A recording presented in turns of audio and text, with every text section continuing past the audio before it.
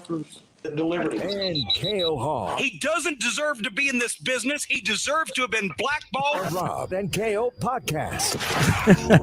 I'm not ashamed. The perfect opener that I wanted. I screwed up. Anyway, welcome into the Rob and Kale show. My name is Rob. There's my podcast partner, my buddy in the upstate, the god of scratch tickets, and the number one Gamecock YouTuber on the planet.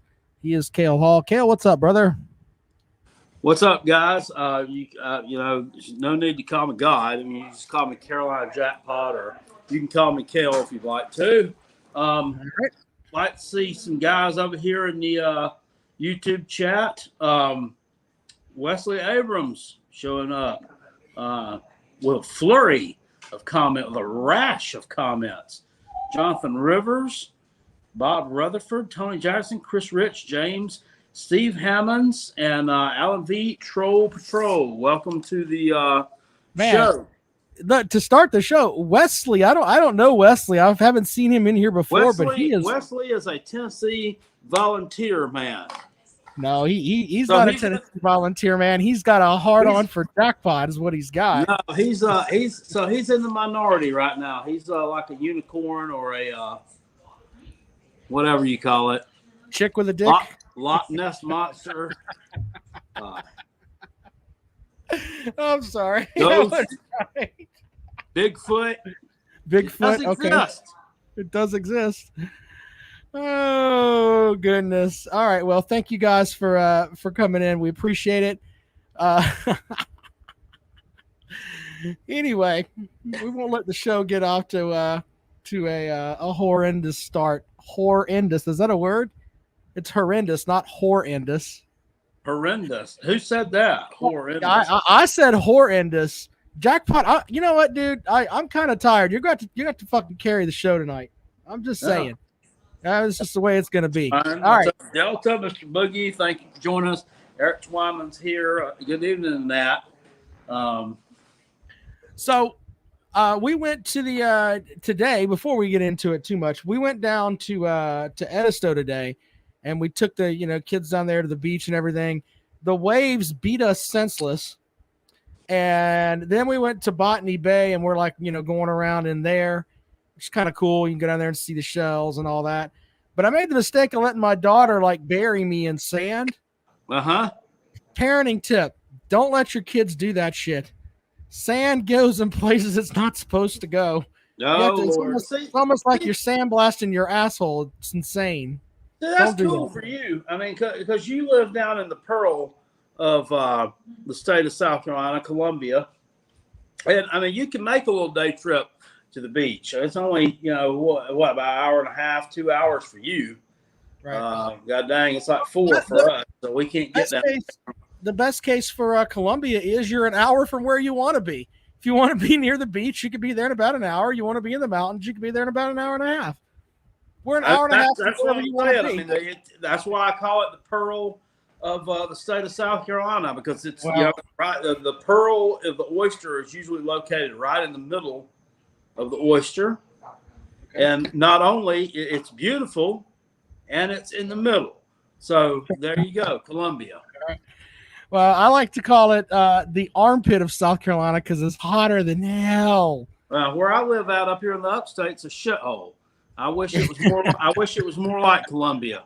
No, I really do. I mean, we got too much suburban sprawl, too many housing developments popping up, and we don't have the infrastructure to handle it. So we've got, we're home of like almost 1 million residents up here in this metro area, and probably are set up for about goddamn 300,000.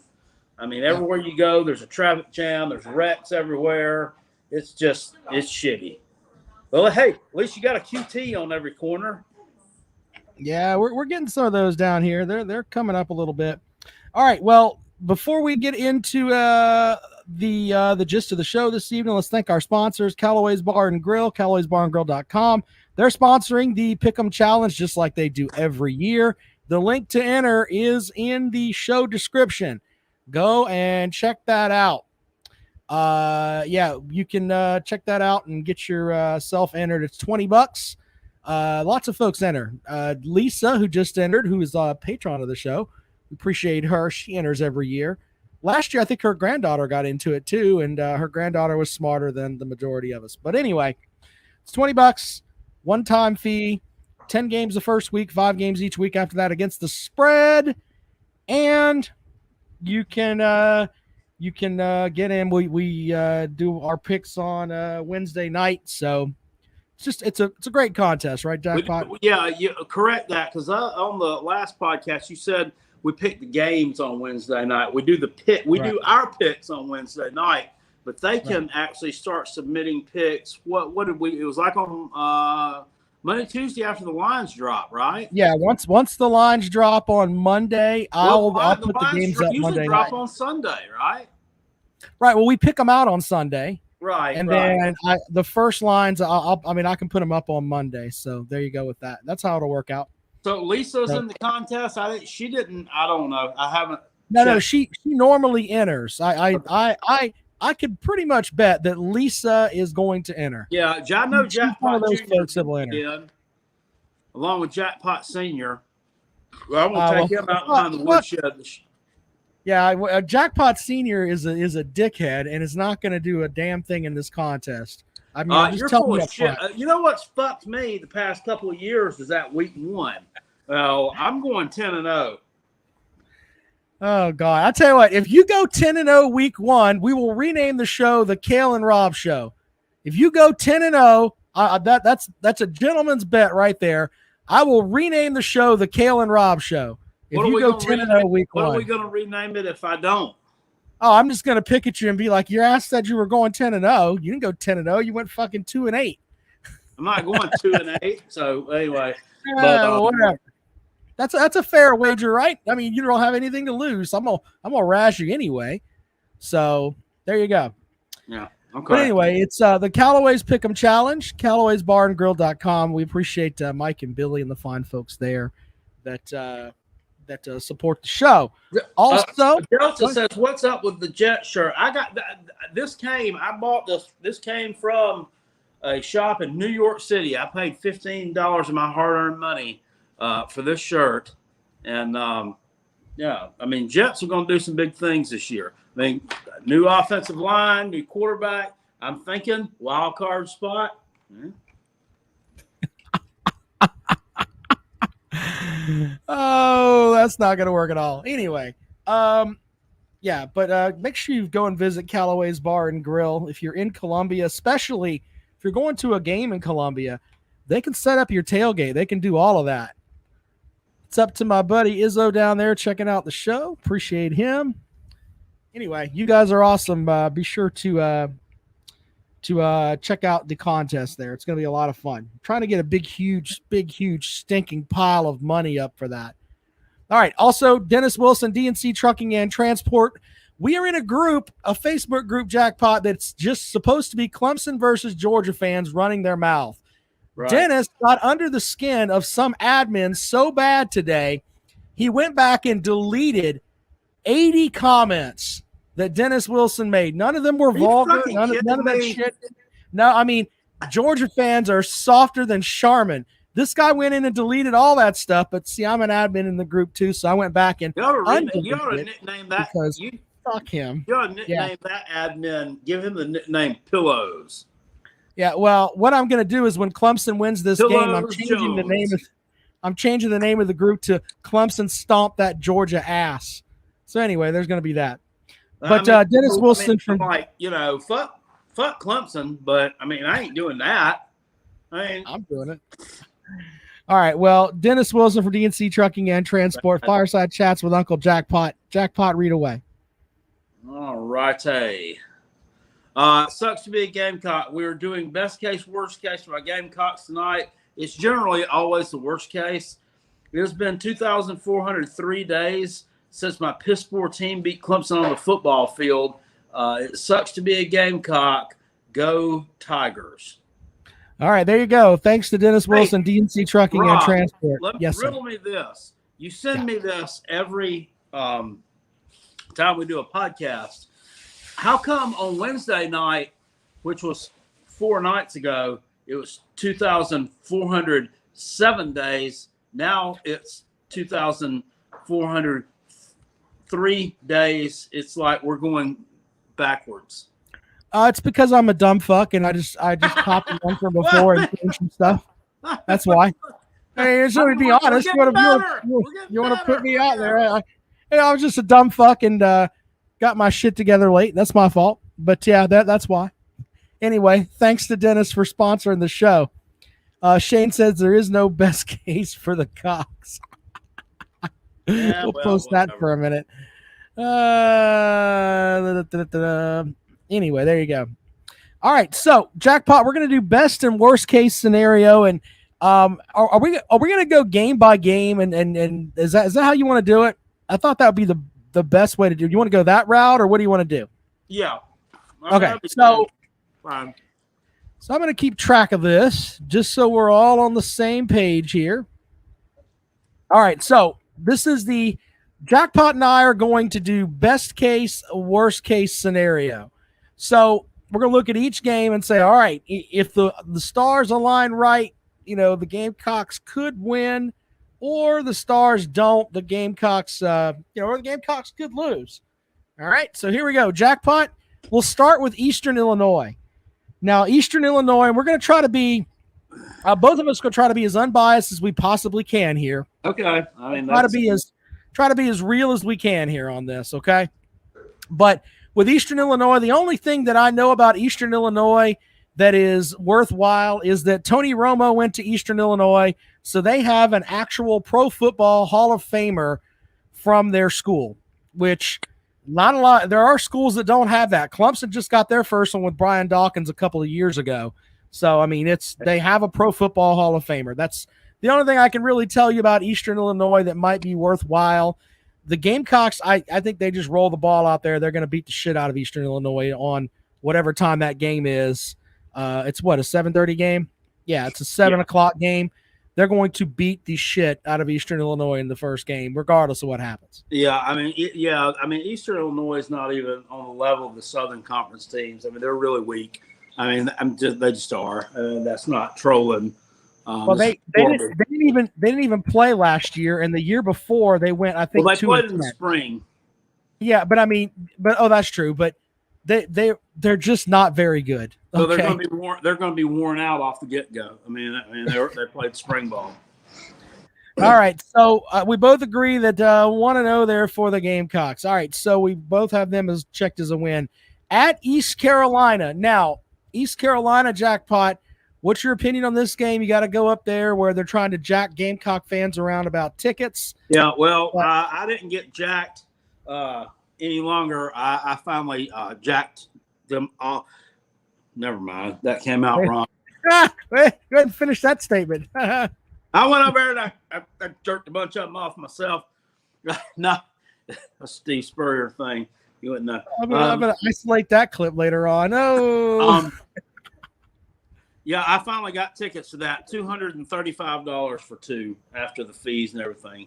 And we're staying in a motel room the night before at $65. So that should be interesting. Looking at this game, it's South Carolina should win. But damn it, I can't get it out. East Carolina was 5-4 last year against the spread. Finished out 3-6 though. Played a couple of games competitively that you didn't think they would. Barely, almost knocked off Tulsa. They won the last two games of the year on the road at Temple. Then they won at home against SMU as a 12-point dog. So they got some momentum coming back, and they have 20 starters returning. Combined offensively and defensively. The left-handed kid, the quarterback, Holton Ahlers, is a guy that has NFL potential and is also someone I could see really giving the Gamecocks some problems. I mean, that secondary is going to be all new, retooled, depleted. I see this game ending up, I could a 30-something to 20-something thing is what I'm banking on, and that South Carolina just goes out there and just runs the fuck out of the football and just wears them down. But they do return a lot of starters there. It's probably going to be Mike Houston's best team. We know Mike Houston is a good coach. I mean, he won two or three FCS national championships at James Madison. Turned the Citadels program around too. So yeah, that's the guy that went into Blacksburg and won at night. There are ACC teams that haven't done that. He took James Madison into Blacksburg and won at night. No, so that was before him. I think that was him. I could be wrong. No, if I'm wrong, then I'm sorry. He was coaching Citadel when that happened. But okay, well, we'll see. Anyway, that's semantics. I mean, he's still. Is that best case or worst case? Best case, they win or not? Best case, I think that South Carolina wins the game by about 14 points. Wears East Carolina down in the second half. Worst case, Holton Ahlers goes out there and throws for 400 odd yards, and South Carolina loses the ball game. Like in 40 something to 28 fashion. I mean, and doesn't get the running game established until it's too late. I mean, I think South Carolina wins that one, but it could be tricky. All right, so I'm going to go with you that I think that South Carolina should win it, and I think best case scenario they will. But you know what? I don't. Under my worst case, I could see them losing this game. Offense wasn't the problem last year for East Carolina. Averaged over 400 yards and 30 points a game. Now, if I'm a Gamecock fan and my team doesn't go out there and put up some points on some of these teams here, on this team that is not very good on that side of the ball, I'm going to kind of be upset. This is a game Kevin Harris should be running like crazy, and we should get a look at Marshawn Lloyd, and he should have a couple of breaks, in my opinion. And we're going to have people talking about, oh, we've got a two-headed monster heading into Georgia. That's what the over-the-top Gamecock fans are going to say. But I think that best case, South Carolina wins that game, and I think that they'll win it probably like 42-25 or something like that. So I think that's the way it's going to be. South Carolina run to death, and I think that both running backs will have 2 rushing touchdowns. Both the first and second strings. That's my prediction there. All right. Now this is just our best case, worst case. I don't think there's a worst case. I think South Carolina's got too much, though. I really do. The next matchup for South Carolina is the Georgia matchup. They go to Georgia. Jackpot, take it away, man. What do you think about that one? As far as best case, what could happen, and worst case?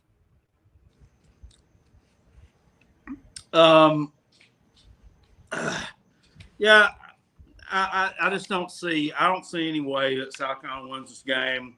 I mean, when South Carolina was able to knock them off a couple of years ago, we did it. I mean, it was basically the defensive backs. McQuamu was the one that won the football game for South Carolina. We don't have that. It's just too tough of an environment to go in.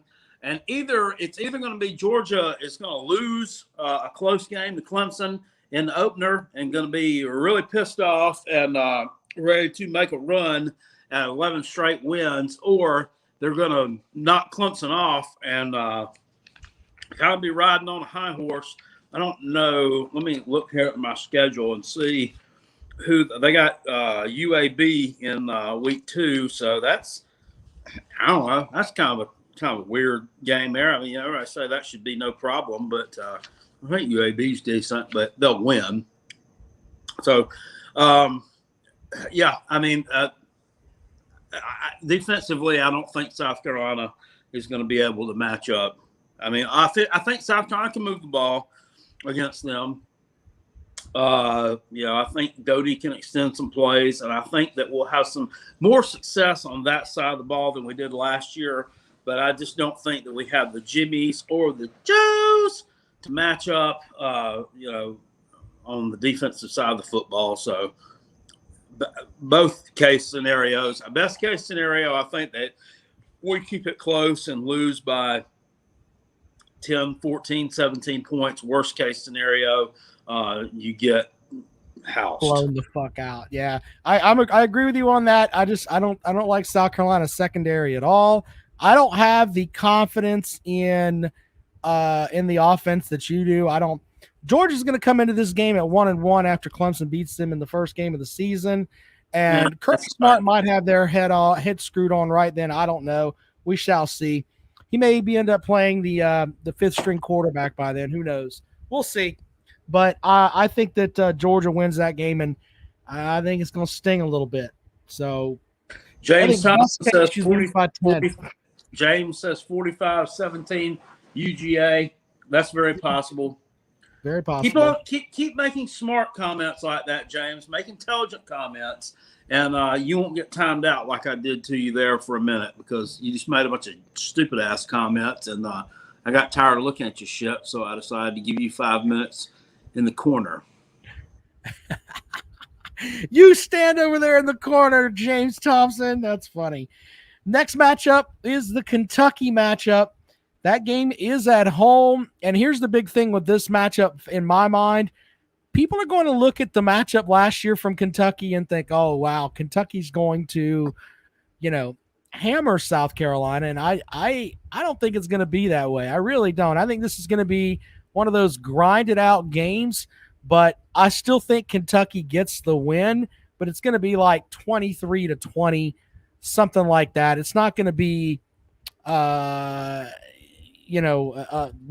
it's not going to be like last season where, Kentucky runs all over in the second half against a team that didn't want to be there. But I think that best case scenario, South Carolina, they didn't want to fucking be there. No, they were done. They couldn't wait to get back home and pack up the equipment, clean their lockers out, and start over. I think didn't Shane Beamer? I think Shane got hired actually like during the Kentucky game, or was that night? Like I believe that was announced. Yeah, something like that. But I mean, this is a big game for both teams because Kentucky's trying to ratchet themselves to a point where, look, their mindset. If we had a Kentucky fan or Kentucky guy on the show a couple weeks ago, their mindset is that they're a better football program than South Carolina. I didn't say it; he did. They're trying to make sure that they cement that they're just a better program. I think this could be the feather for Shane Beamer in his first season. If he gets this, then that's something you can kind of build on a little bit. I mean, I really believe that. So I think best case, the Gamecocks win by 3. Worst case, Kentucky gets some late scores and they lose by 14. Yeah, I kind of tend to agree with you there. I pegged this. I haven't done my official prediction video for the Gamecocks, so I don't want to spoil things, but right. That the game last year, that was a total farce. Which, I mean, I think Kentucky was better than their record indicated last year. I mean, they did win their bowl game against a pretty good NC State team. There's that. I mean, I think they were better than how they ended up performing in some of the games, but I'm not banking on that was the real Gamecocks. Worst case scenario, I see a game unfold kind of like the one we saw in 2017 when South Carolina had went out to Mizzou and won in week 2, and then they come back and get housed at home by Kentucky. Well, that was the game that Deebo Samuel got hurt too, right? Didn't he? Yep. Didn't he mess up his foot like in the very first part of that game? So there's that. Anyway, let me answer Izzo's question here. He says, "Does Kentucky have a decent offense this season?" No, they got some running backs and they got an offensive lineman that they're talking about. It's going to be highly thought of, but the reality is that they don't have a quarterback. They seriously, you could take me, Jackpot, my wife's sitting over there. She'd have just as much consistency as whatever idiot they put under center. Kentucky is terrible under center. And until they fix that, they're going to be a mediocre-ass football team. Let's move on to Troy. Best case, worst case, the Gamecocks aren't losing to fucking Troy. I mean, it's not happening. Well, I looked at the stuff on Troy, and they don't impress me. well, not so fast, Rob. I mean, Troy played Coastal Carolina last year tougher than anybody. In fact, almost beat them in the last regular season game. They finished up 5-6, returning 18 starters.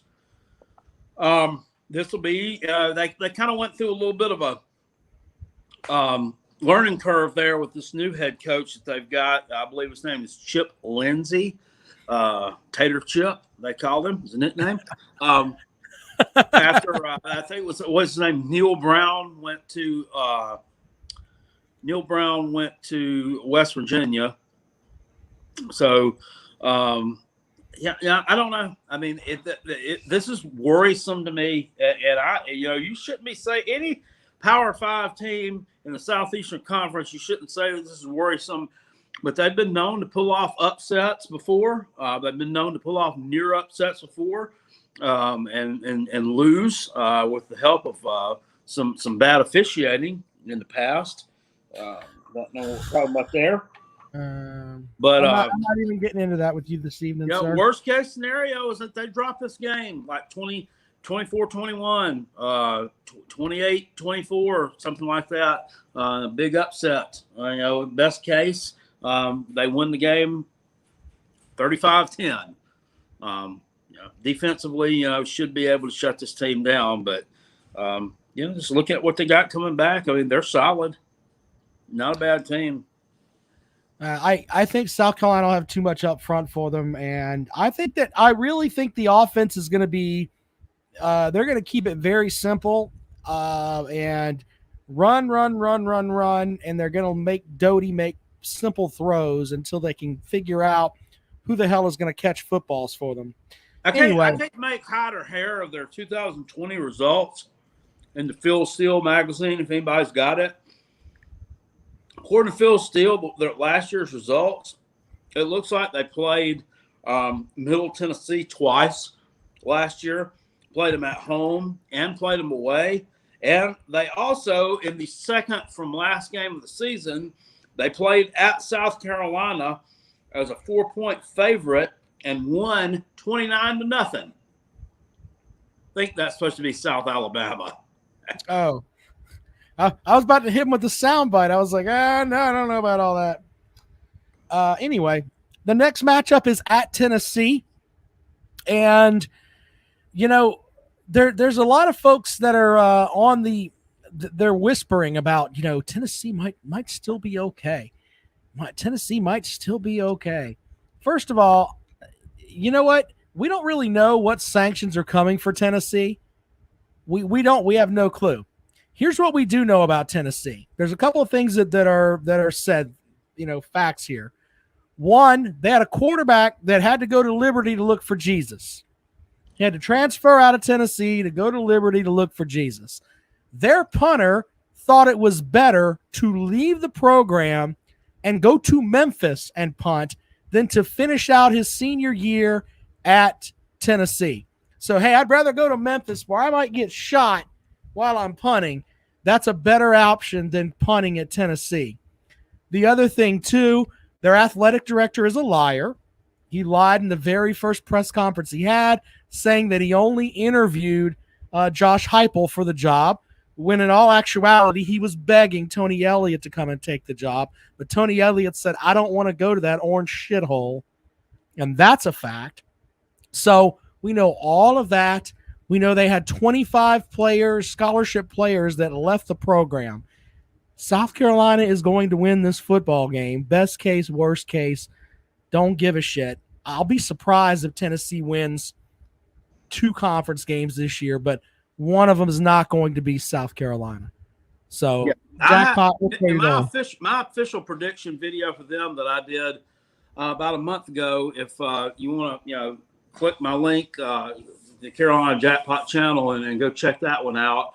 I actually have them losing and going 1-7 in conference, and the actual only win coming at home against Kentucky in an upset. I actually have them losing to Vanderbilt, and I'm not trolling there, and I'm not being ugly. We have a lot of Vol fans who watch the show and subscribe to the channel, and I appreciate that. But I mean, you lost a lot. You lost a ton of players, like 25 players to the transfer protocol.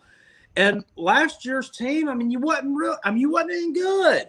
You won 3 games, and to me, underachieved, big time underachieved. That should have been a 6-7 win football team with all the talent that you had on both sides of the ball. No excuse for that pitiful record last year. If Jeremy Pruitt didn't get fired for stuffing the cash in Mickey D's bags, he should have got fired for that shit, because that was just that what they really did was a lot better than that. But best case scenario, yes, South Carolina goes on the road to Knoxville and gets the win, and they should. Our record in Knoxville has been horrible over the years. South Carolina's lost winnable games there in 2013. You had the Steve Spurrier thing where he didn't know how many timeouts you had. He didn't know. I don't know what the hell. I guess he was drunk on the sideline. As he has been before. He was on the jackpot drinking plan on the sideline.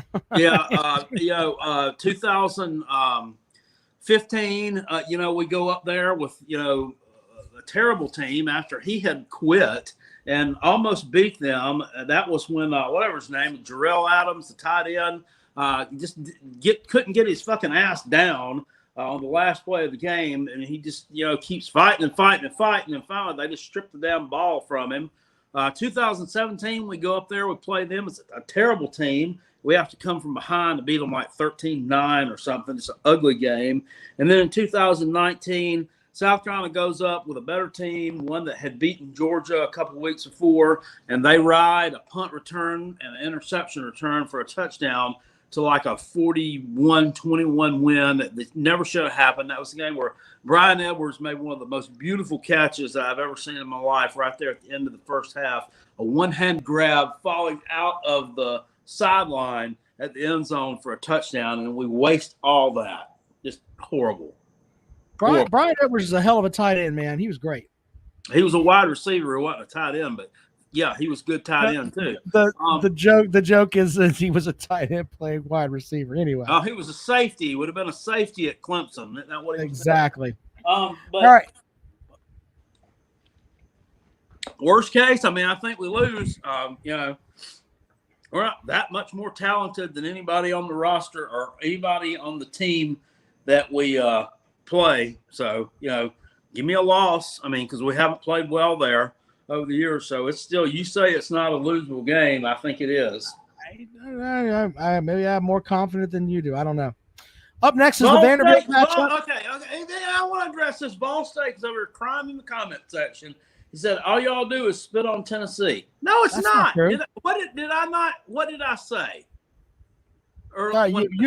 You were more kind than I was. I said last year's team underachieved big time. If you want people to take Tennessee seriously, here's a thought. Write to your administration and tell them, don't give people money in McDonald's bags. Don't do that. And when you're the athletic director, don't lie to the press. Let's start with that. Let's do some things like that, and people will take you seriously. That's the best way to go, man. It's not like we wish doom and gloom on your team. You're an SEC team. You're not Clemson. Shit.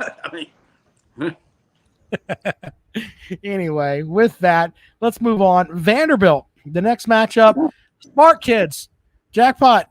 Does Vanderbilt have a chance to win this game in Columbia? Yeah. Vanderbilt, another team. They're getting taken lightly a lot. People are just penciling that in as a win for everybody because it's Vanderbilt. But if you remember, last year they were 0-10. I understand that. But that was an outlaw. They were 0-9. I'm sorry. They couldn't play the game against Georgia. I think it was. I think they canceled it because of COVID. They probably just canceled it because they sucked. But, the year before that, they had knocked off Missouri and Kentucky in back-to-back weeks when they weren't supposed to. They've made bowls under Derek Mason when they weren't supposed to. And James Franklin actually had, a top 25 team in Vanderbilt. So, I'm not as down on them as a lot of people. They return, looks like about 17 starters and a quarterback, Ken Seals, who kind of came under his own a little bit last year, playing pretty good. He's got his top 2 receivers coming back. I mean, everybody on the offensive line comes back, and they've got a ton of guys coming back on defense, and they hired a defensive-minded coach, which they had last year. But, some new life breathed into the program. They got a manageable schedule before they play South Carolina. Well, they do play Georgia and Florida, so I guess scratch that. Those are probably two big losses. But I don't know. I look at that third game of the season at home against Stanford. I think that Vanderbilt has a legitimate chance to upset them. I really do. I'm not that high on Stanford, but at any rate, best case scenario, Vanderbilt limps into this game, off of a 3-week stretch where they play 2 out of 3 games against Georgia and Florida, and South Carolina beats them by 4 touchdowns. Worst case scenario, they get upset by Vanderbilt for the first time since 2008. It's been a while. Gotta happen sometime. Next matchup, Gamecocks go on the road to Texas A&M. South Carolina has never beaten Texas A&M. There's been some games that the Gamecocks should have won. I can think of at least 2 matchups with Texas A&M that you could make an argument that the Gamecocks should have picked up a win, but they have not gotten the win over the Aggies. They play at Texas A&M this season. I'm not as high on Texas A&M as everybody else is, but that's right, Delta. They play for the Bonham Trophy. But I tried to see if I could manipulate a way in my brain to think that this could, in best case scenario, the Gamecocks could pick up a win. I just don't feel it. I just don't. I think that Texas A&M is going to run the ball a good bit, and they should be able to control the line of scrimmage.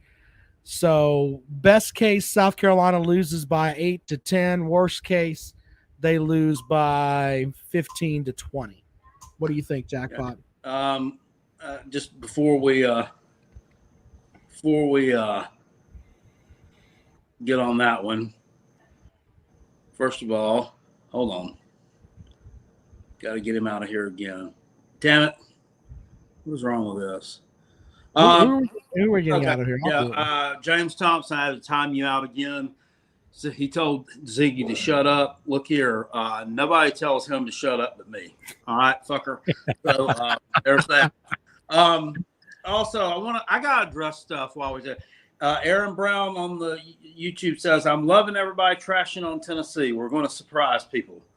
I mean, okay, whatever. I mean, what? I don't get it. I mean, you didn't have that much talent coming back. Wait a minute. Hold on. It hit the transfer portal. Jackpot, hold on. Just for a minute here. You muted a guy for telling your dog to shut up. Is that what you're telling me? Yes. That's some funny shit, Jackpot.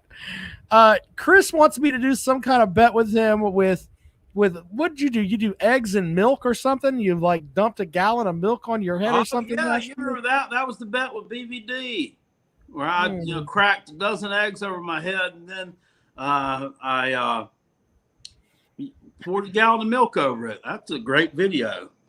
It is a great video. I might entertain that. We shall see, Chris. Get back with me on that. We'll message me on Twitter, and we'll hope put you out like some dairy products, because if you don't, I'd probably make me silly. I don't know. Anyway, the next matchup on that schedule is Texas A&M. Is there the opportunity for South Carolina to get an upset at Texas A&M, Jackpot? I think so. I mean, they don't scare me. I mean, they really don't. You've never beat them, Jackpot. What? You've never beat them, Jackpot. Okay. What? So they don't scare me. Just like you had alluded to earlier, there's several games, several times that South Carolina should have beaten them, and we didn't. If you remember, in 2015, they were ranked, and South Carolina took the team in their quarterback by the Orth-Nato. And South Carolina came close to pulling the upset there. 2017, we shit the bed. Should have won there, lost 24-17. 2018, I think, was the game where Jake Bentley got mad and beat his helmet on the damn thing there. We lost 26-23. That was a bad one. Last 2 years haven't been. Last year was a blowout, 48-3. Now, refresh my memory. Now, was Shithead coaching the team at this point, or Shithead? Well, they were both shitheads. So they were both shitheads. Oh, wait. Here's your thoughts. We found your thoughts on Will Muschamp. Can I play your thoughts on Will Muschamp? Yes. Yeah, here we go. I'm not going to dignify fat ass with telling people how he stabbed me in the back when we were supposed to be friends. Fuck him, and also fuck him. Fuck him, and also fuck him. CBOF over on YouTube says, I just saw the schedule. I don't see more than 3 wins. That's ridiculous. I mean, there are beatable teams on the schedule. South Carolina has some talent. I mean, despite Will Muschamp being an abject failure, it was an abject failure. You know what? Every time you mention Will Muschamp, I'm not going to dignify fat ass with telling people how he stabbed me in the back when we were supposed to be friends. Fuck him, and also he did. Exactly. What he was a horrible game day coach. That was the problem. He was a horrible game day coach who had horrible assistants working underneath him. He left some talent in Columbia. If you, he had 2 5-stars on his roster on the defense in Columbia. I mean, I don't know what else I can say. There are a lot of pieces there, and everybody's just shitting on South Carolina left and right. They got the SEC's goddamn returning leading rusher coming back. They got another high 4-star that we've never even seen touch the damn field coming back on that side of the ball, too. But everybody wants to shit on us. Oh, I don't see more than 3 wins there. Have you seen some of the fucking teams we play? God damn. I don't understand why we're supposed to think Tennessee's going to be great, and they lost 25 scholarship players. We're supposed to think they're going to be just fine, but South Carolina's got. We've got 2 5-stars on the defensive line who have yet to break out of their shell and show everybody exactly what the fuck they can do. We got a damn quarterback who can extend plays, whose damn ranking of 120 on that Pro Football Fuck Us was just a bunch of damn bullshit. That son of a bitch can extend some plays. He's fixing to make some noise. He's an athlete. We got the best goddamn running back in the league. Okay, so, yeah. We can't beat a shit show who lost 25 players to the fucking transfer protocol and was stuffing cash in the damn Mickey D's bag. No, that not happening. That's we'll move on. Texas A&M doesn't even have a damn quarterback. Can you name a superstar on their team other than their running back who is not Harris? No, who can you name besides him on their team? I can't. I mean, their coach has a big Texas belt buckle. I mean, that you got to have one of those there. Moving on. So the next matchup is Florida in Columbia. You know what? I don't like Dan Mullen at all. I know there's some Georgia fans that don't like me. Dan Mullen can suck an entire bag of dicks. That every time he does a press conference, I'm just like, oh my God, please just resign. I cannot stand Dan Mullen. So I was thinking when we were riding back on the trip today, how can South Carolina beat Florida? And I could put over there on this set of, you know what? In the best case scenario, South Carolina gets the win over them. So here's what I'm putting. This is one of my best case scenarios that South Carolina could win. And here's how I'm going to do it. South Carolina is going to run the motherfucking ball a lot. I'm talking about a lot. Kevin Harris is going to have 25 carries. And then in addition to that, Marshawn Lloyd is going to have 15 carries. So between the two of them, in my best case scenario, they're going to have 40 carries for 300 yards. And they're going to control the game on the ground. And Luke Doty's going to rush for about 80 yards and throw for about 100 yards. And South Carolina, best case scenario, wins 23-20. There you go with that. They're just going to control the game just like that, best case scenario. And I give you that because I can't stand Dan Mullen. He is, God, he annoys the shit out of me. So the Gamecocks are probably going to lose by 10. Worst case scenario, you get blown out by 17. But best case, you lose by 3. You win by 3. There you go, Jackpot. What do you got? Well, I mean, everybody talks about the Oklahoma game last year in the Cotton Bowl, and Florida didn't care. Well, Florida didn't want to be there. Newsflash, that's your 2021 team. That's what you had out there on the field. Oklahoma's still scoring. I'm not impressed with them. I picked them to finish third in the SEC East, and I think if Kentucky is as advertised, they can finish fourth. I'm just not. They have lost so much talent on both sides of the football. Yeah, can they out-athlete South Carolina and most of these other teams in the SEC East? Yes, but like you said, Mullen to me, it's not. I mean, he's a decent game day coach. There's just something about that guy that irks the shit out of me. And I don't think he even wants to be. Dude, it's Florida. It's like nails on a chalkboard. Oh my goodness, he makes me like when I cut up updates or whatever for my sports casts that I do, and I have something from Dan Mullen that I try to put into my stuff. It's literally I have to jack myself up to get me to a point where okay, I can use this Dan Mullen clip. He annoys the shit out of me. Let's move on because I don't even want to talk about Florida anymore. Well, I think, you ain't got giving me my chance to talk about it. I apologize. Go ahead. Best case scenario, I think I've already predicted South Carolina to pull the upset in that game. I think we win. They're not giving them a chance for that. This Emory Jones at quarterback, I don't know. I don't like him. I think Florida's a team that, I mean, if they're going to win, they're going to win with the pro-style passing attack, like you saw last year from Trask. Felipe Franks was a kid that could have been a decent quarterback, in my opinion. He had a big arm and that, but I mean, he threw the wrong colored jersey too many times, cost him a little bit there. I don't see them with a run-around quarterback who can extend plays, them being able to win a lot of meaningful games under him. Worst case scenario, they do get out-athleted and lose by 17 to 21 points. So, all right. Well, there you go. Let's go up, and the next matchup is in Como against Mizzou.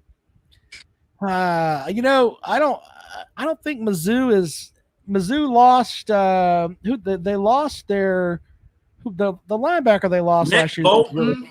Nick Bolton was a good linebacker for them. They also lost Larry Roundtree III. So I like Basilak, and I like their kicker.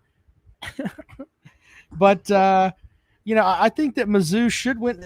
It might be cold up there in November. You never know. There's that. Philly fan, by the way, says, glad to see us back in action. If I haven't seen these on YouTube as often, is it okay to be a cat dad? What? I have a cat. There's one cat right there. There's Luna Cat. She'll be coming to sit with me in a moment. NASA Cat's over there. He likes to sit next to my wife's butt. We refer to him as the butt cat. And then Harambe Cat, the jewel of the world as far as cats go, is over there looking at me like, please don't come touch me. So, yeah, you can be a cat daddy. It's all right. I want to address a couple of things here. But first off, did you see the Twitter thing I retweeted today? Maybe you didn't. I tweeted it at Uncle Lou.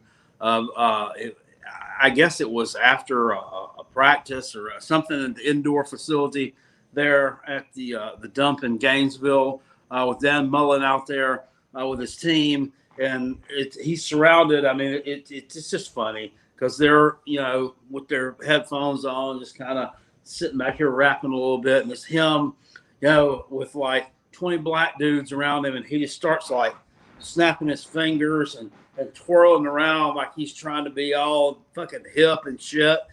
It's just like the most damn embarrassing thing. Oh, here. Yeah. What The hell is the fuck I is expect that? him to start doing this.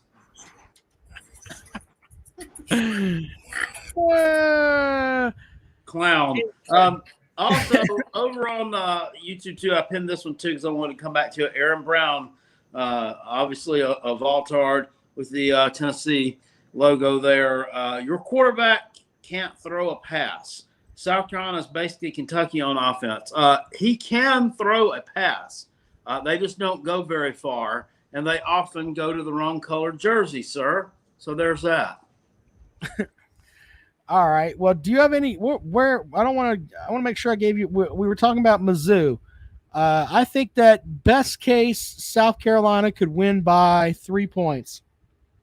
Worst case, Basilak throws all over the secondary and you lose by 14. What do you think, Jackpot? Yeah, I'm with that. I mean, I think, just winning there would be hard. I mean, South Carolina's only won at Missouri one time since they've been in the SEC, and ironically, it was against Missouri's best team that we played against, which would have been back in 2013. I think that they were. You remember that was the double overtime game where Connor Shaw threw the winning touchdown pass to Bruce Ellington on like 4th and 13 or something. So that was a hell of a game. They were ranked like number 4 or 5 in the country at the time. It's not a good venue for South Carolina. It hasn't been a good place for us to play. I'm sorry. We also beat them in 2017. That was when Samuel took the opening kickoff back. My bad. It's still they have underperformed there at times. Best case scenario, I do think South Carolina goes out. Maybe Missouri's beat up by that point in the season, injured a little bit. Maybe we knock them off. I think it's going to be an upset if we do by a touchdown or so. Worst case scenario, I see South Carolina losing by several scores. Maybe we're beat up. Maybe we're injured. That's the key thing at this point in the season. South Carolina's got to be able to field 90% of a team. And we cannot have all these injuries that we've had during the Will Muschamp era. I mean, it was horrible. It didn't matter. We had a couple of different strength and conditioning coaches, and neither time it seemed to make a difference. I mean, South Carolina just seemed to be the most beat up, injured team in college football. And hope that is one thing, besides a culture change, that is one thing that I hope has changed under Shane Beamer, that we started to turn the corner on the injuries. Yeah, well, but you can't really help injuries. I mean, you don't know how shit's going to happen. We were talking about Kentucky earlier. When Kentucky, the last time Kentucky won at Williams-Brice, that Deebo Samuel broke his damn foot, and nobody knew that shit was going to happen. I mean, he was having a good game, and if he would have finished that game, South Carolina probably would have had a better chance to win that game. But so Randall says, how many fans can South Carolina Stadium hold, Jackpot? Which is, was it 82? It's almost 82,000. Yeah, I think it's close to that, give or take. It's a little bit smaller than the shithole in Pickens County. Mr. Boogie says didn't help practicing on Sundays after a game day. True. Anytime we utter the words, we got the words for that. We got this clip. We're not gonna do that right now. The next game is Auburn. The Gamecocks won last year over Auburn. That was. I had to laugh. Troy Jeffcoat says Randall 80,000 started the game, 20,000 after half. Fuck me. The Auburn matchup. They got the new. They brought in Coach Harsin. And we talked about this before. He was supposed to be bringing bringing the winning ways from the Mountain West. And we were supposed to see a new Auburn. And this Auburn team was supposed to be, some of the excellence they had at Boise State on that ugly-ass blue turf up there. They were trying to bring that down to Auburn. And what do?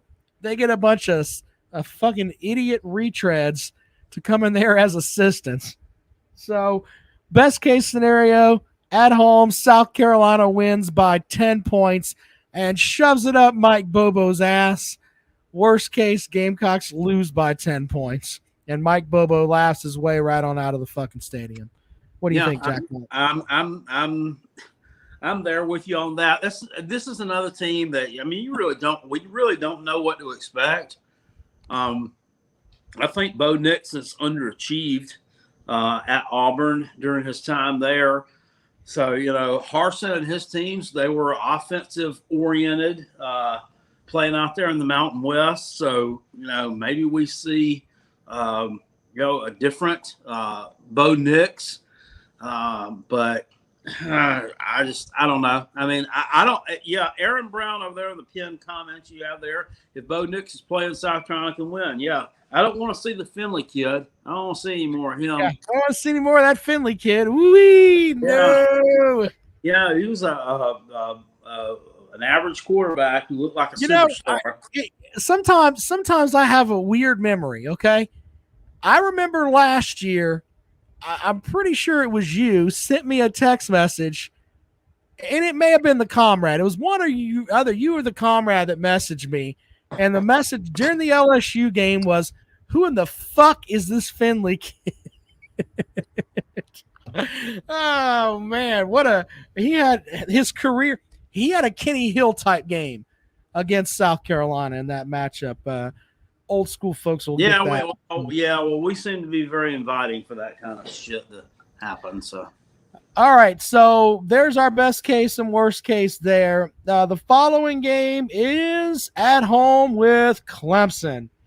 You got to give Shane Beamer credit for not mentioning Clemson's name in the when he's at SEC Media Days. He made the comment, and I'm paraphrasing here, but it's basically, I was here when we won at Tennessee and we won at Florida and we beat Alabama and we beat our in-state rival.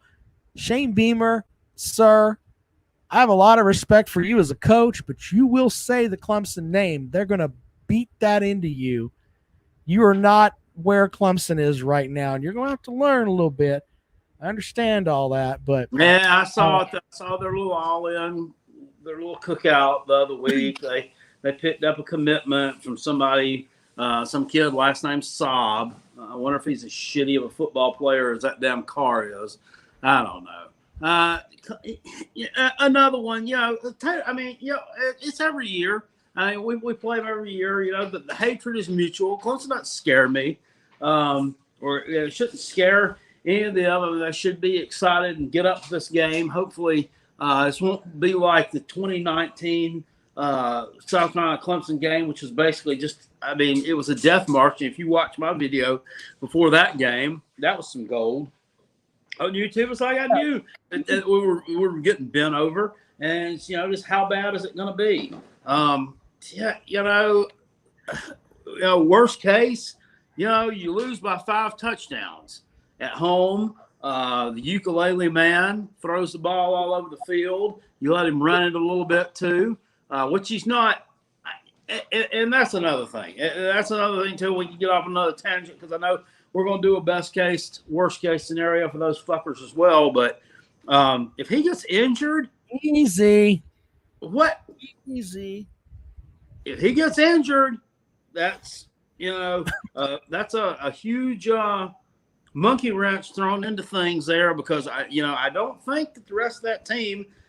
They're good, very talented, obviously. I don't know if they're good enough to carry them without a quarterback that's competent. And I know the Tyson, he was injured. I don't know how he's coming along, but I don't think he has enough experience there to really be able to lead them into battle. But so, worst case scenario, Clemson comes in rolling, hitting on all cylinders. South Carolina comes in, beat up, won 3 games, some injuries, key positions, and you lose by 5-6 touchdowns. And best case scenario,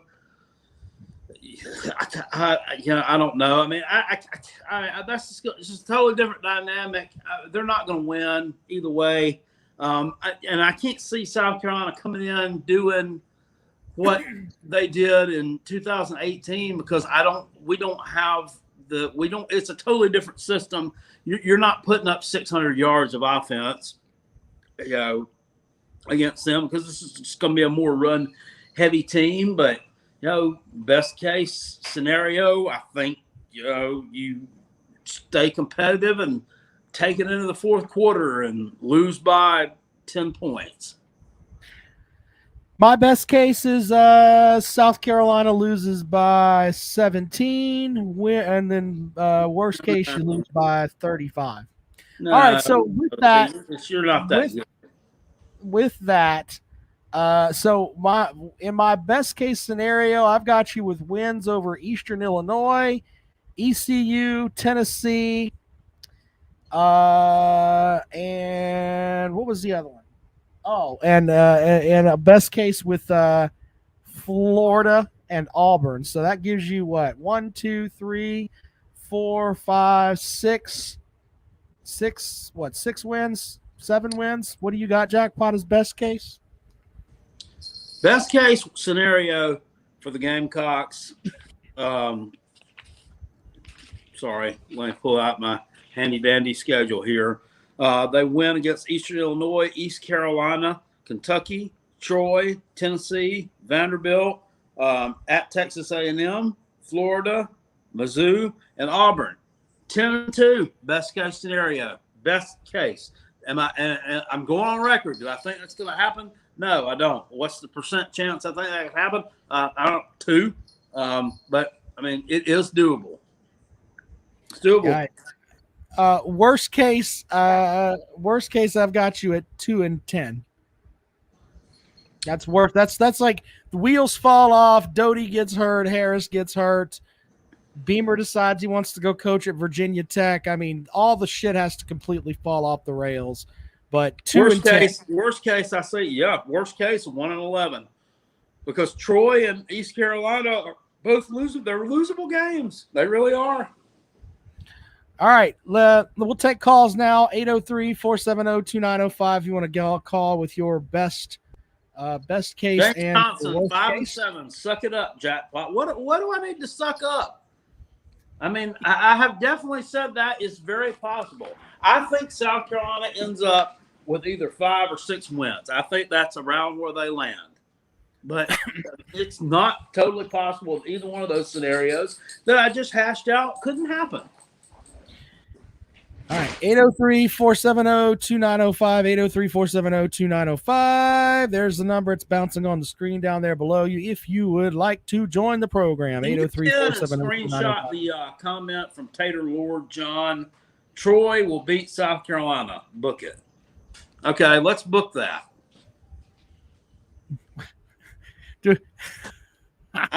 Just because the referees helped you cheat to beat them 5 years ago doesn't mean, Wesley Abrams, thank you for the super chat, Wes. What you think about Bama quarterback becoming a millionaire and how it affects recruiting?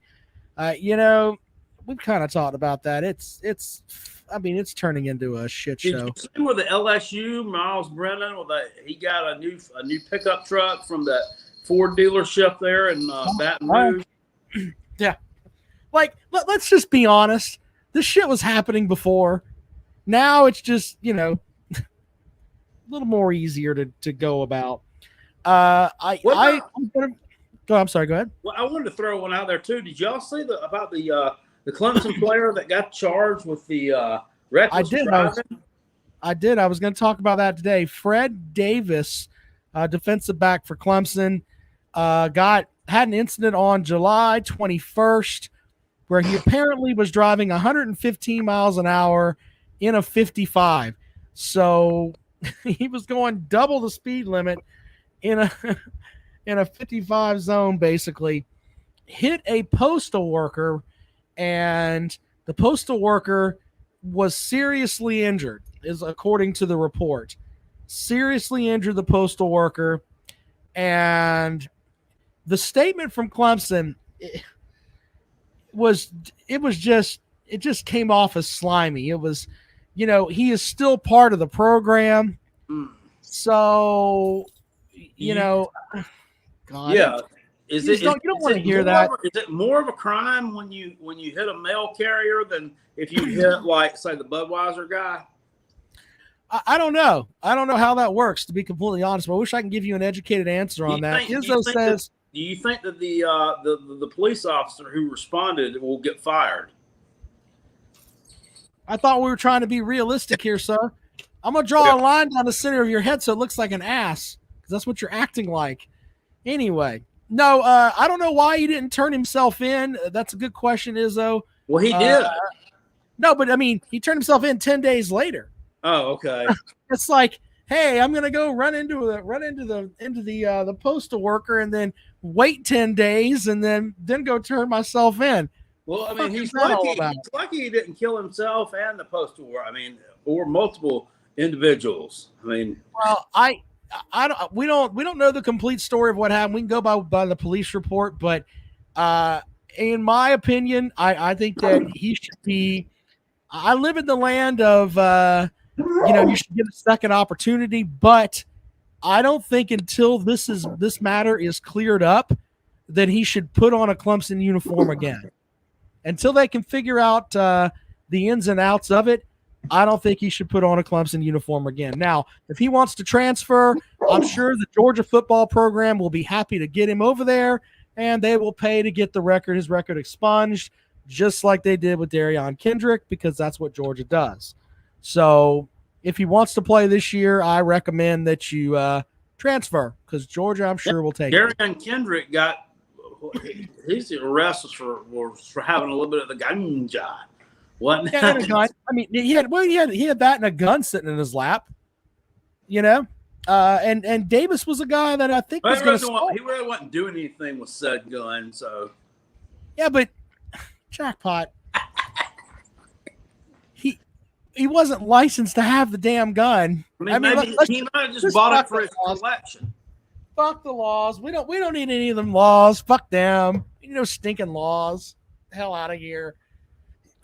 803-470-2905. Thank you, Wesley, for the super chat. We appreciate you. Gotta get hot about it.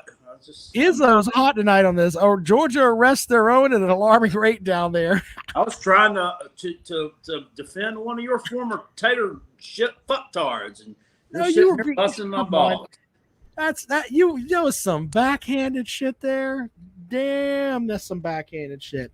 All right, well, if you want to call the program, final call for calls, 803-470. What is this battle, these fisticuffs going on over here in the comment section? Jeffrey Gooch says, oh, thank you, cuz that's what I am in dumbass grammar school, you fool. So thanks for calling it Mr. Coat. I'm mean cock. What? What the hell is that? Someone explain this to me. Please, you know what? I blame I don't even know who to blame on that. Are you a little intoxicated, sir? All right, have a drink or two, sit at home, watch the show. We don't have a problem with all that. I mean, Jackpot's drinking Mountain Dew tonight, but we have our nights. We have a beer or two. Shit. Anyway, so we'll figure out what goes on with Fred Davis. The statement from Clemson though was just kind of made you cringe. Didn't get no call tonight from Beggin' Megan. He must be back in the swamp restoring some power again. Yeah, he did he had a comment earlier, like he put up here way earlier. It was like, best case is South Carolina goes 6 wins or something.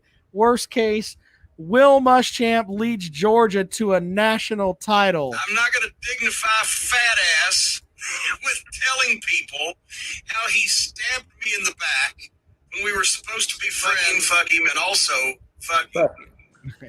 Fuck him. Well, he and I were corresponding. He is going to he's going to call into Road Rage on the Clemson channel at some point in the next week, he's got the link and he's listened to it a couple of times, and now he's going to determine when he wants to call in and own Walt. So I'm going to try to get that, isolate that clip, and I'll post that up on Jackpot's channel if that does indeed happen, because that should be very entertaining.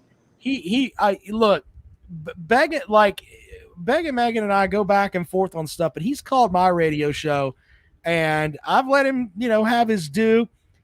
He did say I had to dump him because he used some profanity, but that he knew he was wrong on that. Well, we front. know that's okay in Walt's case because I told you he let somebody, or him or his damn producer or whatever she is, assistant, let one slip through. And remember, 15 seconds later, he's like, "Did she just say what I thought she said, Ramona?" Well, I tell you what, that's some funny stuff. I'll give you how about a little radio story before we get out of here, Jackpot? Jack Johnson said Jackpot blows Uncle Lou. Yes, I do. I mean, he enjoyed it too. Thanks. Yeah. I take my dentures out for it. Jesus. Let me give you a little radio story here, Jackpot, before we leave the program. Yeah, so one of the first jobs I had in radio, I was working with my friend Kevin Cohen here in Columbia, and I was producing his show behind the scenes. Right now, this was back when Rush Limbaugh was got caught with pain relievers and all that shit.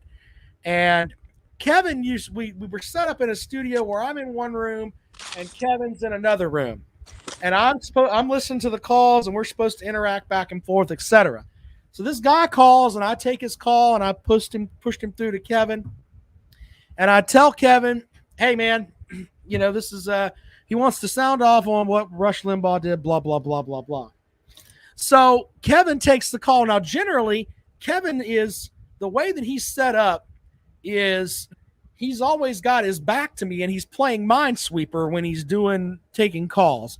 It's just the way some radio guys do their shit. I don't know. Kevin did that. So this guy gets on the air, and I've been working about maybe a week there, okay? So Kevin and I really didn't have a great rapport yet. But this guy starts in, and he's like, Rush Limbaugh was on these painkillers, and he went about 90 seconds saying, and painkillers can do a lot of things for you. And you know what, Kevin? I just have to ask you one question, sir. And Kevin's playing Minesweeper and then goes back and, "What's that, buddy?" He goes, "Tell me how I can get some of that fat Jew ass." Now, of course, I go to delete it and dump out of it, but I didn't have the delay up.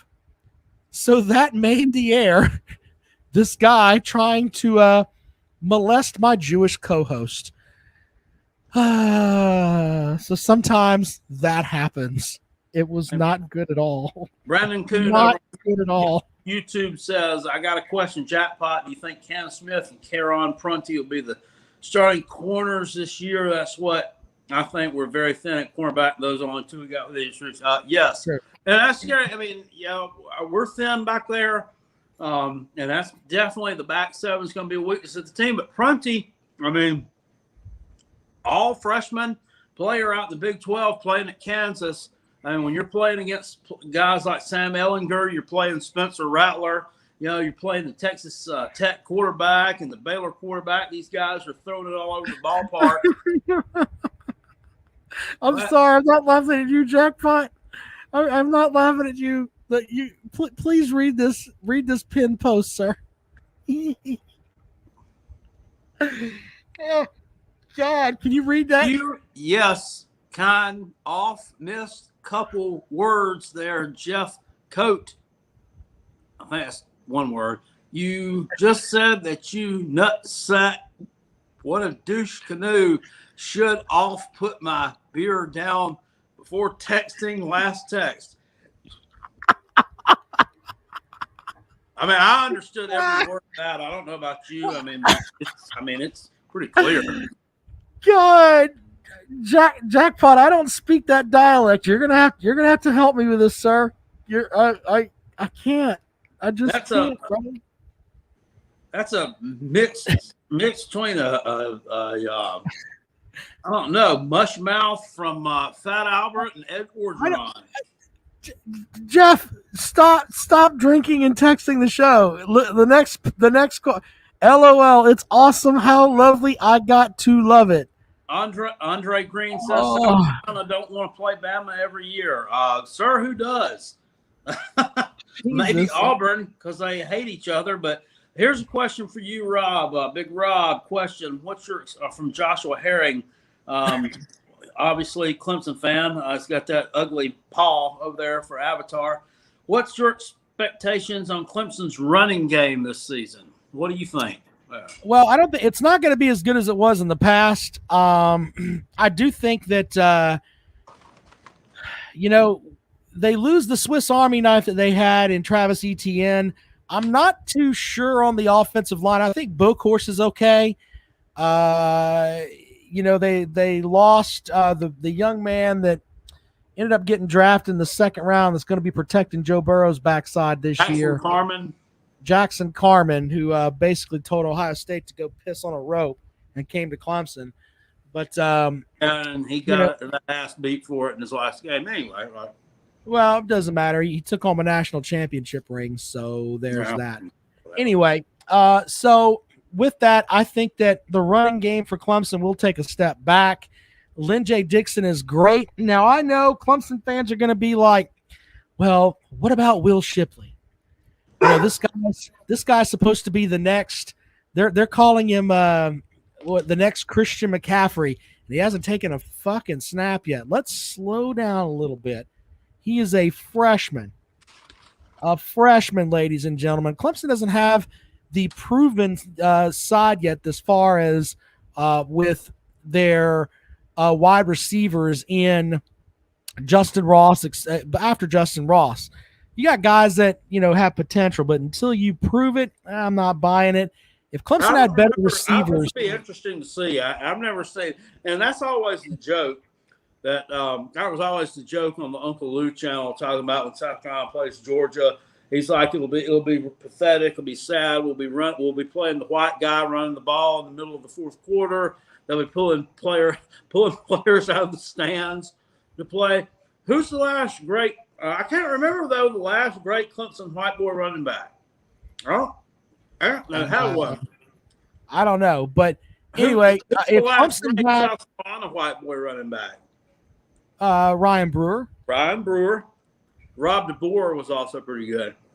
Well, you said the last one, but I would go with Ryan Brewer. But if Clemson had a better, more accomplished set of a receiving core, I think the running game would be a little bit better this year because they could mix it up a little more. But I'm not buying into this. Hey, Will Shipley's going to carry the load that Travis Etienne carried.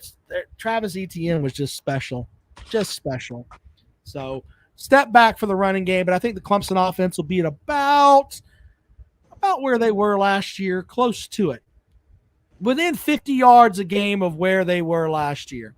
How do you think the kid DeMarcus Bowman that left Clemson and went to Florida? How do you think he's going to do there? I think he'll be okay. Well, I mean, he'll if you're going to make me talk about Florida, I mean, DeMarcus Bowman was a guy that I think he was looking at the depth chart and realized, man, I can't get on the field here at all. And the guys they've got coming in, it might be easier for me to get on the field at Florida. And that's probably what he was thinking. He got into a couple of games last year, but then decided to transfer. I think he's going to be all right, but we'll see on that front, man. I think, I give Dan Mullen grief, but I think that he's a brilliant offensive mind and he'll have the capability of getting the most out of him. So we shall see on that front. But as far as being a player, he's a hell of an athlete. Yeah, he may get mad and throw his shoe or something. I don't know. Never know. Then, well, I mean, if he does, Mullen will deny it. Check out that press conference. Mullen's like, I'm just. He sounds like I can see it. Is Dan Mullen posting in this show as Jeffrey Gooch? Is that what's happening? Because that's how Mullen sounded after that game. Did they throw a shoe? I don't know anything about all that. That's probably what's happening there. So there's that. All right. Well, we'll be back at it on Wednesday. Do you want to do best and worst case for Clemson on Wednesday, Jackpot? Is that where we're going to go? Sure. All right. Well, also stay tuned to the Carolina Jackpot channel. I have got some videos that I'm going to be posting over the next couple of days, including we were talking about NIL. I had an in-depth conversation with Phil Dracovic, the quarterback for Boston College, and he talks to us in depth about NIL and the different opportunities that are there. Also posted an interview we did with Jeff Hafley. When you listen to Jeff Hafley, the coach for Boston College, he just seems like he's just with it. I mean, he really does. So we'll have that up. Also, I've got interview with Bokhorst from Clemson and Skalski. Skalski talks about some NIL stuff too. So if you're into that, be sure to follow the channel. What best and worst case scenario for Clemson? That will be what we'll have for you when Jackpot and I get together on Wednesday. New rundown with Rob tomorrow at 3:00. If you are around, we got a pretty good group of folks that check out the daily show at 3:00 from 3 to 4. Lots of folks in the chat room, so appreciate you guys on that. Enter the contest. Win Jackpot's money. Yeah, buddy. Will Cooley says, thank you, Robin Kale. Thank you, Will Cooley. Thank you for watching. Yeah, the link is down in the description box in this video, correct? Yes, it is. You can either Venmo me your $20 or PayPal it. Either link you click on will take you to either one of, those pay sites. It's $20 to get in, and that gets you in for the entire year, all 13 weeks of the regular season and the conference championship games. We're picking them against the spread, and whoever wins is going to take home the whole pot. Somebody messaged me, $20 is too expensive, and I was like, really? Okay, here's what you do: pack your lunch for 4 days. I mean, that's basically what it boils down to. You can get your $20 together. And someone wants to send us a money order, Jackpot. I got to forward you. It's like, holy shit. Someone wants to send a money order. I don't even know where to go with that. Well, SEC Dog finally, he's not in here tonight, but SEC Dog finally figured it out the other day. And, yeah, we're getting some folks in her. We're going to be. That poor soul. That poor soul asked me, could he super chat it to us? I said, no, use the PayPal link. He's like, dude, it's not working. I'm like, God dang. I'm like, just put in kale8670 at AOL.com when you the PayPal address. I can't make it work. Finally, I copied my link. I'm like, here. I email it to him. I'm like, here. Click that. I was like, and then send me the money. And he sent me $25 instead of $20. I'm like, all right, thank you for the tip. I don't know. But anyway, he's in the contest, and Ken Bellinger's in here. So far, we can't very well make a real good pot with $45. So we're going to need some people to jump in. Ball Stick wants us to take EBT. No, we cannot take your EBT money. Jesus no, Christ. We're not set up for that yet. Maybe next year, but right now. We got to go to training for that. Andre's going to get in the contest. I know he will. And I'm sure we'll have shit for people that'll get in. Stand at Neyland Stadium, though. Of course they do. Of course. All right, Jackpot. It's been a fun show. Best and worst case scenario for Clemson on Wednesday, man. I've had a lot of fun, man. You guys have great. Too. It's been great.